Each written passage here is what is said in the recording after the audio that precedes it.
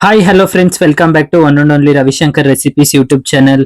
Last ವಿಡಿಯೋದಲ್ಲಿ ನಾನು instant ಆಗಿ ಹೇಗೆ ಚಕ್ಲಿ ಮಾಡೋದಂತ ತಿಳಿಸ್ಕೊಟ್ಟಿದ್ದೆ. ಹಾಗೆ ಇವತ್ತು ಬಂದು ನಾನು ಇನ್ಸ್ಟೆಂಟ್ ಆಗಿ ಇಲ್ಲಿ ಕರ್ಜಿಕಾಯಿ ಹೇಗೆ ಹಬ್ಬಕ್ಕೆ ಮಾಡ್ಕೊಳ್ಳೋದು ತುಂಬಾ ಸುಲಭವಾಗಿ ಅಂತ ತಿಳಿಸ್ಕೊಡ್ತಾ ಇದ್ದೀನಿ. ಈ ಒಂದು ವಿಡಿಯೋ ನಿಮ್ಗೆ ಇಷ್ಟ ಆದ್ರೆ ದಯವಿಟ್ಟು ನನ್ನ ಒಂದು ಯೂಟ್ಯೂಬ್ ಚಾನಲ್ ನ ಸಬ್ಸ್ಕ್ರೈಬ್ ಮಾಡಿ, ಲೈಕ್ ಮಾಡಿ, ಕಮೆಂಟ್ ಮಾಡಿ, ನಿಮ್ಮ ಅನಿಸಿಕೆಗಳನ್ನ ತಿಳಿಸಿ ಅಂತ ಕೇಳ್ತಾ ವಿಡಿಯೋನ ಸ್ಟಾರ್ಟ್ ಮಾಡ್ತಾ ಇದ್ದೀನಿ. ಬನ್ನಿ ನೋಡೋಣ, ತುಂಬಾ ಸುಲಭವಾಗಿ ಕಡಿಮೆ ಇಂಗ್ರೀಡಿಯೆಂಟ್ಸ್ ನ ಯೂಸ್ ಮಾಡಿ ಹೇಗೆ ಕರ್ಜಿಕಾಯಿ ಮಾಡೋದಂತ ನಾನು ಇಲ್ಲಿ ತಿಳಿಸ್ಕೊಡ್ತೀನಿ. ಮೊದಲಿಗೆ ನಾನು ಒಂದು ಬೌಲ್ಗೆ ಚಿರೋಟಿ ರವೆ ತಗೊಂಡಿದ್ದೀನಿ. ಇದೊಂದು 200 ಗ್ರಾಮ್ ಅಷ್ಟಿದೆ. ಅದಕ್ಕೆ ಒಂದು 1/4 kg ಅಷ್ಟು ನಾನು ಮೈದಾ ತಗೊಂಡಿದ್ದೀನಿ, ಅದನ್ನ ಹಾಕೊಳ್ತಾ ಇದ್ದೀನಿ. ನಂತರ ಅದಕ್ಕೆ ನಾನು ಒಂದು ಚಿಟಿಕೆಯಷ್ಟು ಉಪ್ಪು ತಗೊಂಡಿದ್ದೀನಿ, ಅದನ್ನ ಹಾಕೊಳ್ತಾ ಇದ್ದೀನಿ.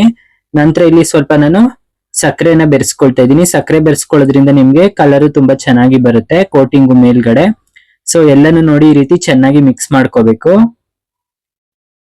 ಕೈ ಬಿಡ್ದಿರ ನೋಡಿ ಈ ರೀತಿ ಚೆನ್ನಾಗಿ ಮಿಕ್ಸ್ ಮಾಡ್ಕೊಂಡು ನಂತರ ಅದಕ್ಕೆ ನಾನು ಸ್ವಲ್ಪ ಆಯಿಲ್ ನ ಹಾಕೊಳ್ತಾ ಇದ್ದೀನಿ. ನೀವು ಕಾಯಿಸಿ ಸಹ ಹಾಕೋಬಹುದು, ಇಲ್ಲಾಂದ್ರೆ ಹಾಗೆ ಸಹ ಹಾಕೋಬಹುದು, ಅಥವಾ ತುಪ್ಪ, ಬೆಣ್ಣೆ ಏನ್ನ ಸಹ ನೀವು ಯೂಸ್ ಮಾಡ್ಕೋಬಹುದು ಇದಕ್ಕೆ. ಈಗ ಮತ್ತೆ ಇದನ್ನೆಲ್ಲ ಚೆನ್ನಾಗಿ ನೋಡಿ ಆಯಿಲ್ ಅದ್ರೊಳಗಡೆ ಮಿಕ್ಸ್ ಆಗ್ಬೇಕು.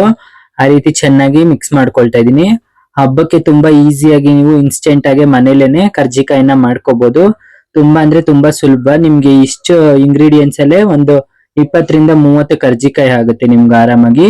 ನಂತರ ಈಗ ಇಲ್ಲಿ ನಾನು ಸ್ವಲ್ಪ ಸ್ವಲ್ಪ ನೀರ್ನೆ ಹಾಕೊಂಡು ನಾರ್ಮಲ್ ನಾವು ಚಪಾತಿ ಹಿಟ್ಟಿಗೆ ಕಲ್ಸ್ಕೊಳ್ತೀವಿ ಆ ರೀತಿ ಕಲ್ಸ್ಕೋಬೇಕಾಗುತ್ತೆ. ಚೆನ್ನಾಗಿ ಎಲ್ಲಾನು ಮಿಕ್ಸ್ ಮಾಡ್ಕೊಂಡು ಕಲ್ಸ್ಕೋಬೇಕು. ಹಿಟ್ಟು ಎಷ್ಟು ಚೆನ್ನಾಗಿ ಕಲ್ಸ್ಕೊಳ್ತೀವಿ ಅಷ್ಟು ಚೆನ್ನಾಗಿ ಕರ್ಜಿಕಾಯಿ ಬರುತ್ತೆ. ಸೊ ನೋಡಿ ಈ ರೀತಿ ಚೆನ್ನಾಗಿ ನೀರ್ ಹಾಕೊಂಡು ನಾನು ಪೂರ್ತಿಯಾಗಿ ಹಿಟ್ಟನ್ನ ನಾರ್ಮಲ್ ಆಗಿ ನಾವು ಚಪಾತಿ ಹೇಗ್ ಕಲ್ಸ್ಕೊಳ್ತೀವಿ ಹಿಟ್ಟನ್ನ ಆ ರೀತಿ ಕಲ್ಸ್ಕೊಂಡಿದೀನಿ. ಈಗ ತೋರಿಸ್ತೀನಿ ನೋಡಿ ಈಗ ಹೇಗ್ ಕಲ್ಸಿದೀನಿ ಅಂತ. ನೋಡಿ ಈ ರೀತಿ ಕಲ್ಸ್ಕೊಂಡಿದೀನಿ. ಸ್ವಲ್ಪ ತೆಳುಗೆನೆ ಕಲ್ಸ್ಕೊಳ್ಳಿ ಆದಷ್ಟು, ಯಾಕೆ ಅಂದ್ರೆ ರವೆ ದಪ್ಪ ಆಗುತ್ತೆ. ಸೊ ಅದಕ್ಕೋಸ್ಕರ. ನಂತರ ಇಲ್ಲಿ ನಾನು ಒಂದು ಮಿಕ್ಸಿ ಜಾರ್ಗೆ ಹುರಿಗಡ್ಲೆ ಮತ್ತೆ ಏಲಕ್ಕಿನ ಹಾಕೊಂಡು ತರ್ತರಿಯಾಗಿ ರುಬ್ಕೋಬೇಕು. ಜಾಸ್ತಿ ಏನಿಲ್ಲ, ನಾನು ಒಂದು 3 ಏಲಕ್ಕಿನ ಹಾಕೊಳ್ತಾ ಇದೀನಿ. ನಿಮ್ ಹತ್ರ ಏಲಕ್ಕಿ ಪೌಡರ್ ಇತ್ತು ಅಂದ್ರೆ ಅದನ್ನ ಸಹ ಯೂಸ್ ಮಾಡ್ಕೋಬಹುದು ನೀವು ಆರಾಮಾಗಿ. ನಂತರ ಇಲ್ಲಿ ನಾನು ಒಂದು ಬೌಲ್ಗೆ ಮೊದಲು ಡ್ರೈ ಕೊಕೊನೆಟ್ ಅಂದ್ರೆ ಒಣ ಕೊಬ್ಬರಿನ ಹಾಕೊಳ್ತಾ ಇದೀನಿ. ಇದನ್ನ ತುರಿದಿದೆ ಅದನ್ನ ಹಾಕೊಳ್ತಾ ಇದೀನಿ. ಹಾಗೆ ಇಲ್ಲಿ ರುಬ್ಬಿಟ್ಕೊಂಡಂತ ಏಲಕ್ಕಿ ಮತ್ತೆ ಹುರಿಗಡ್ಲೆ ಮಿಕ್ಸ್ ನ ಇದಕ್ಕೆ ಮಿಕ್ಸ್ ಮಾಡ್ಕೊಳ್ತೀನಿ. ನಂತರ ಅದಕ್ಕೆ ನನ್ನ ಹತ್ರ ಸ್ವಲ್ಪ ಗೋಡಂಬಿ ಚೂರು ಉಳ್ದಿತ್ತು ಲಾಸ್ಟ್ ಟೈಮ್ದು, ಅದನ್ನ ಸಹ ನಾನು ಹಾಕೊಳ್ತಾ ಇದೀನಿ. ಹಾಗೆ ಇದಕ್ಕೆ ನಾನು 1 ಕಪ್ ಅಷ್ಟು ಸಕ್ಕರೆನ ಹಾಕೊಳ್ತಾ ಇದೀನಿ. ಇದಕ್ಕೆ ನೀವು ಬಿಳಿ ಎಳ್ಳು ಹಾಗೆ ಗಸಗಸೆನ ಸಹ ಆಡ್ ಮಾಡ್ಕೋಬಹುದು. ನಿಮ್ ಹತ್ರ ಇತ್ತು ಅಂದ್ರೆ ಆಡ್ ಮಾಡ್ಕೊಳ್ಳಿ, ನನ್ನ ಹತ್ರ ಇದ್ದಿಲ್ಲ ಅದಕ್ಕೋಸ್ಕರ ನಾನು ಇಲ್ಲಿ ಸ್ಕಿಪ್ ಮಾಡ್ಕೊಳ್ತಾ ಇದೀನಿ. ಹಾಗೆ ನೀವು ಡ್ರೈ ಫ್ರೂಟ್ಸ್ ಆಗಿ ಇದಕ್ಕೆ ದ್ರಾಕ್ಷಿ, ಗೋಡಂಬಿನ ಸಹ ಹಾಕೋಬಹುದು. ನನ್ ಗೋಡಂಬಿ ಇತ್ತು, ಗೋಡಂಬಿ ಹಾಕೊಂಡಿದೀನಿ. ಈಗ ಎಲ್ಲಾನು ನೋಡಿ ಈ ರೀತಿ ಚೆನ್ನಾಗಿ ಮಿಕ್ಸ್ ಮಾಡ್ಕೊಂಡಿದೀನಿ. ರೆಡಿ ಆಗಿದೆ ಹೂರಣ ಇದಕ್ಕೆ.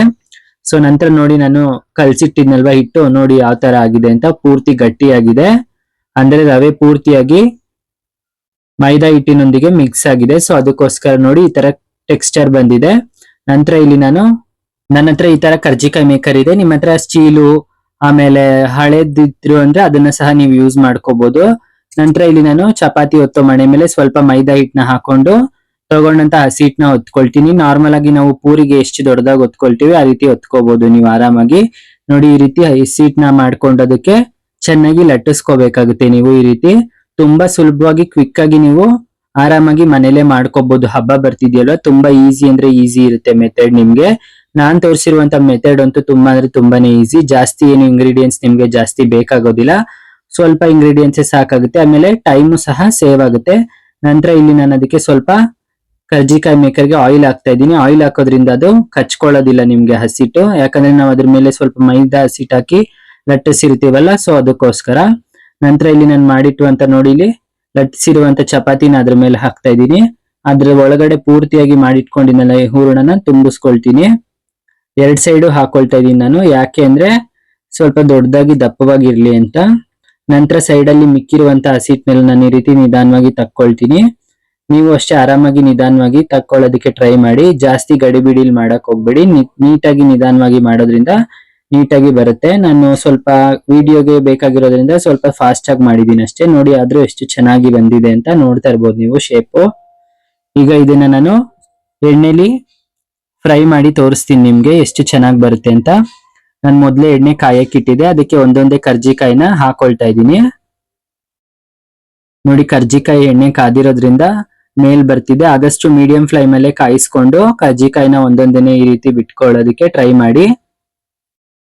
ಹಬ್ಬದಲ್ಲಂತೂ ತುಂಬಾ ಈಸಿಯಾಗಿ ನೀವು ಒಂದು ದಿನ ಮುಂಚೆನೆ ಮಾಡಿ ಇಟ್ಕೋಬಹುದು.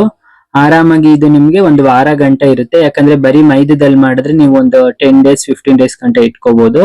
ಇದಕ್ಕೆ ಸ್ವಲ್ಪ ರವೆ ಹಾಕಿರೋದ್ರಿಂದ ಸ್ವಲ್ಪ ಸಾಫ್ಟ್ ಆಗಿರುತ್ತೆ. ನೋಡಿ ಇವಾಗ ಗೋಲ್ಡನ್ ಬ್ರೌನ್ ಗೆ ಟರ್ನ್ ಆಗ್ತಿದೆ. ಸೊ ಈಗ ಇದನ್ನ ಚೆನ್ನಾಗಿ ಈ ರೀತಿ ಎರಡು ಸೈಡ್ ಫ್ರೈ ಮಾಡ್ಕೋಬೇಕು.